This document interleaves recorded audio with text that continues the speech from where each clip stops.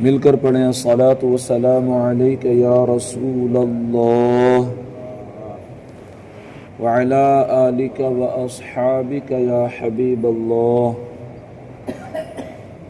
الصلاۃ والسلام علیک یا نبی اللہ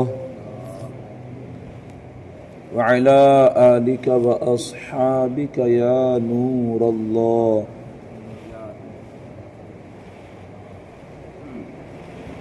اعوذ باللہ من الشیطان الرجیم بسم اللہ الرحمن الرحیم والذین یؤمنون بما انزل الیک وما انزل من قبلک وبالآخرۃ هم یوقنون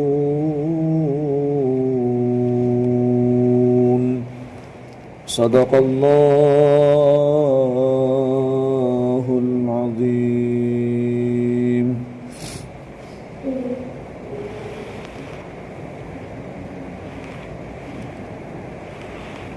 اعتکاف کی نیت فرما لیں، نویت سنت الاعتکاف۔ ترجمہ کنز العرفان۔ اور وہ ایمان لاتے ہیں اس پر جو تمہاری طرف نازل کیا گیا اور جو تم سے پہلے نازل کیا گیا، اور وہ آخرت پر یقین رکھتے ہیں۔ اس آیت میں اہل کتاب کے وہ مومنین مراد ہیں جو اپنی کتابوں پر اور تمام پچھلی آسمانی کتابوں پر اور انبیاء علیہم الصلاۃ پر نازل ہونے والی وحیوں پر ایمان لائے اور قرآن پاک پر بھی ایمان لائے۔ اس آیت میں ما انزل الیک سے تمام قرآن پاک اور پوری شریعت مراد ہے۔ یاد رکھیں کہ جس طرح قرآن پاک پر ایمان لانا ہر مکلف پر فرض ہے، اسی طرح پچھلی کتابوں پر ایمان لانا یہ بھی ضروری ہے جو گزشتہ انبیاء علیہم الصلاۃ پر نازل ہوئیں، البتہ ان کے جو احکام ہماری شریعت میں منسوخ ہو گئے ان پر عمل درست نہیں ہے، مگر پھر بھی ایمان لانا ان کتابوں پر بھی ضروری ہے۔ مثلا پچھلی کئی شریعتوں میں بیت المقدس قبلہ تھا کہ بیت المقدس کی طرف منہ کر کے نماز پڑھی جاتی تھی، جو کہ مسلمانوں کا پہلا قبلہ ہے، لہذا اس پر ایمان لانا تو ہمارے لیے ضروری ہے، مگر عمل یعنی نماز میں بیت المقدس کی طرف منہ کرنا یہ جائز نہیں اب، کیونکہ ہماری شریعت میں یہ منسوخ ہو گیا۔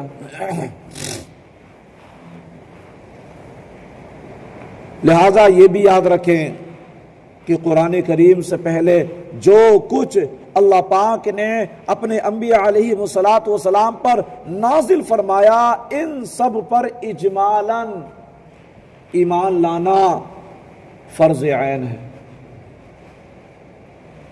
یعنی یہ اعتقاد رکھا جائے کہ اللہ پاک نے گزشتہ انبیاء علیہ السلام پر کتابیں نازل فرمائیں اور ان میں جو کچھ بیان فرمایا سب حق ہے۔ اللہ نے جو کچھ بھی بیان فرمایا وہ سب حق ہے۔ قرآن شریف پر یوں ایمان رکھنا فرض ہے کہ ہمارے پاس جو موجود ہے اس کا ایک ایک لفظ اللہ تعالیٰ کی طرف سے ہے اور برحق ہے، بقیہ تفصیلاً جاننا فرض کفایہ ہے۔ لہذا عوام پر اس کی تفصیلات کا علم حاصل کرنا فرض نہیں، جبکہ علماء موجود ہوں جنہوں نے یہ علم حاصل کر لیا ہو۔ وَبِالْآخِرَةِ هُمْ يُوقِنُونَ، فرمایا اور وہ آخرت پر یقین رکھتے ہیں کہ آخرت کیا؟ قیامت آنی ہے، حساب و کتاب ہونا ہے، قبر کا عذاب برحق ہے، بندہ نیکیاں کر کے جائے تو قبر اس کے لیے گلے گلزار ہو جاتی ہے، یہ برحق ہے۔ اللہ کے رسول نے فرمایا کہ جو مومن مسلمان ایمان والا ہو کر اچھے اعمال کر کے مرا قبر اس کے لیے جنتی باغوں میں تبدیل کر دی جاتی ہے، یہ برحق ہے۔ یعنی آخرت پر ایمان لانا اور آخرت کے متعلق عقیدہ درست نہیں تو پھر خسارہ ہی خسارہ ہے۔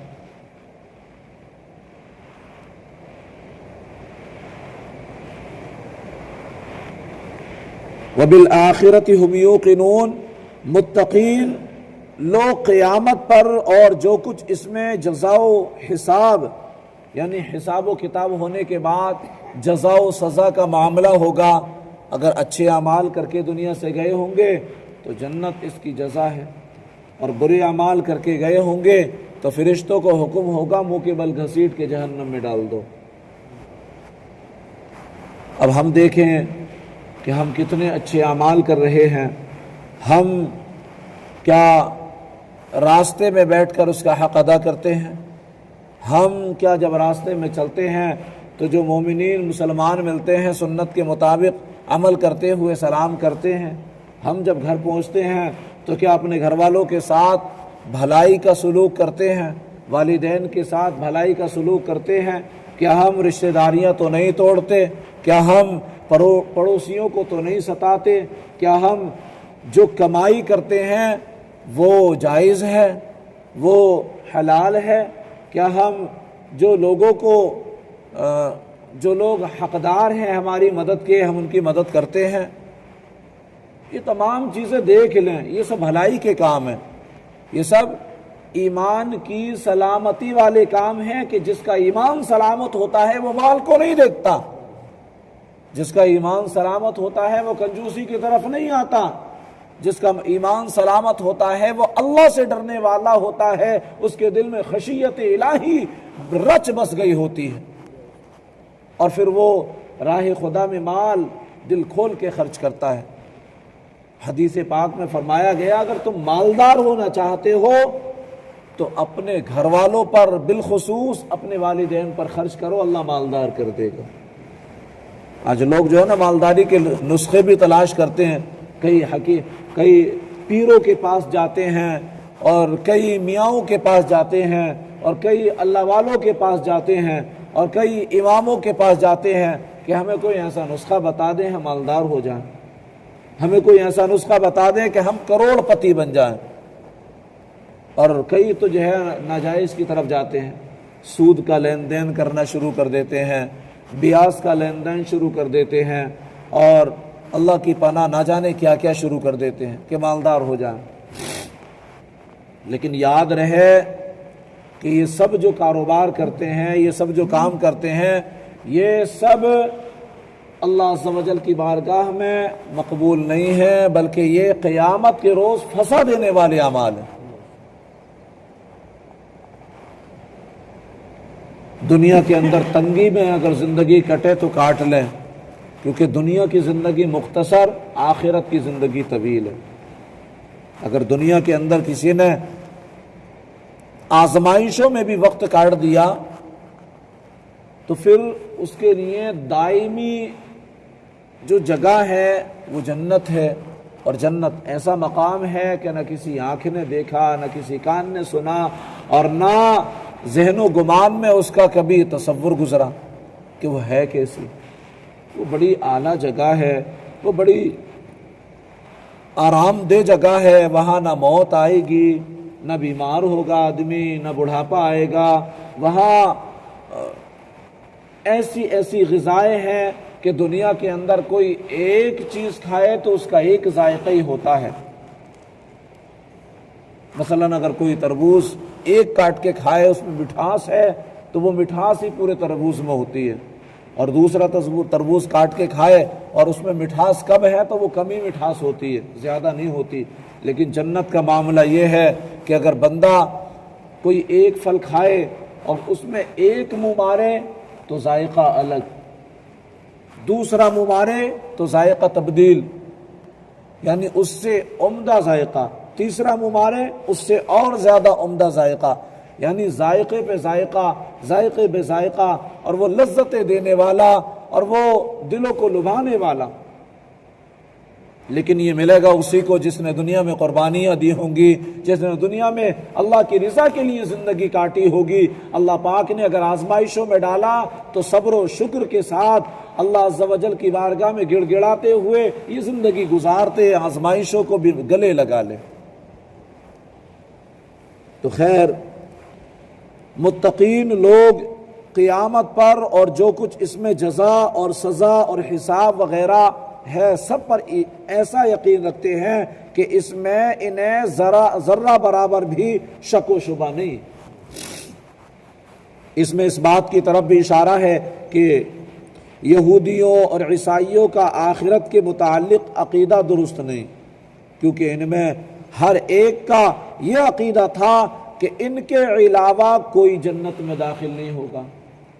یہودی کہتے ہیں ہم جنتی ہیں، جنت ہمارے باپ کی ہے۔ نصارہ کہتے ہیں ہم جنتی ہیں، جنت ہمارے باپ کی ہے۔ لیکن اعمال ان کے ٹھیک نہیں۔ کوئی حضرت عیسیٰ علیہ السلام کو خدا کا بیٹا بنا بیٹھا، کوئی کچھ، بہرحال انہوں نے شرک کیا اور یہ اللہ عز و جل کی بارگاہ سے مردود ہوئے۔ جنتی تو وہ ہے، جنت تو اسے ملے گی جس نے اللہ اور اس کے رسول کے احکامات کو گلے لگایا، اس کے مطابق زندگی گزاری۔ تو ہر ایک کا یہ عقیدہ تھا کہ ان کے علاوہ کوئی جنت میں داخل نہیں ہوگا، جیسا کہ سورہ بقرہ آیت نمبر 111 میں ہے۔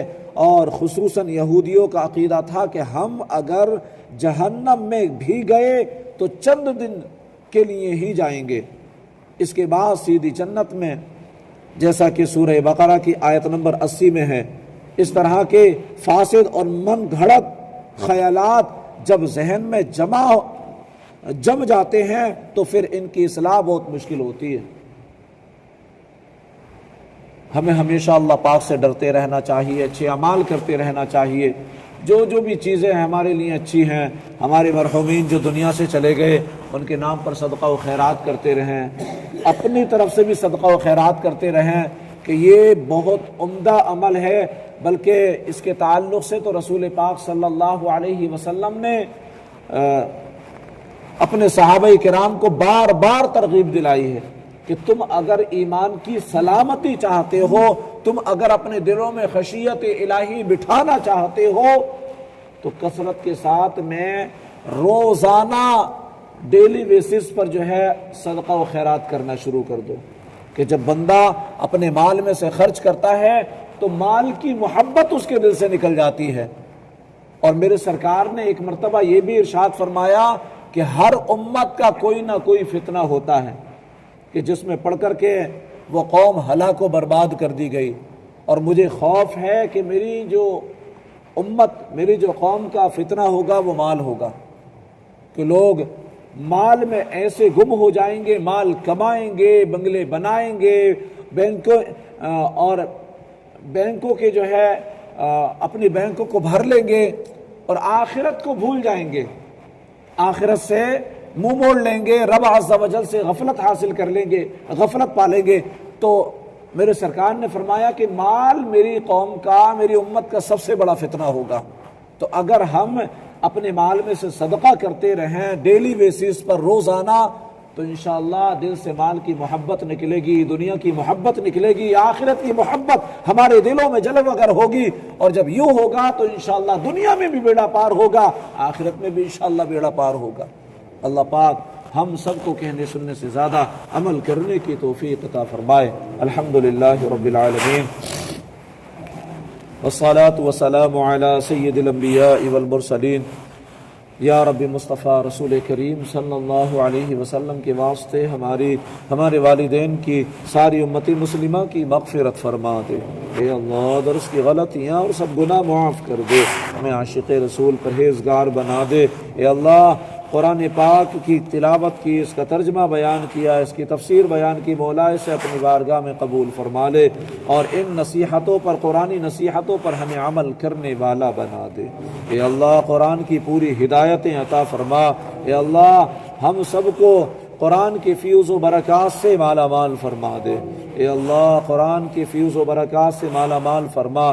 اے اللہ دنیاوی مشکلات کو ہمارے لیے آسان فرما دے۔ ہم مشکلات کے لائق نہیں ہیں، آزمائشوں کے لائق نہیں ہیں مولا، ہم بڑے کمزور ہیں، ہم پر رحم فرما، کرم فرما کہ ہم سے آزمائشوں کو دور فرما دے۔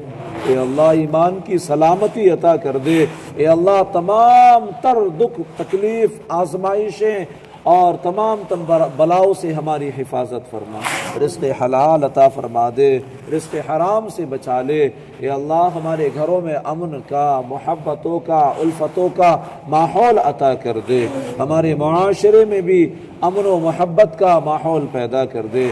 اے اللہ تمام خرافات کو دور فرما دے۔ اے اللہ ہمارے ملک ہندوستان کی حفاظت فرما۔ اے اللہ ملک ہندوستان سے تمام تر آزمائشوں کو دور کر دے۔ ملک ہندوستان میں جو بھی یہ ماحول غلط ہو رہا ہے مولا تو حفاظت فرما، اس ماحول کو جو ہے دور کر دے اور اچھا ماحول پیدا فرما دے۔ مسلمانوں کی بالخصوص حفاظت فرما۔ اے اللہ مسلمانوں کی حفاظت فرما۔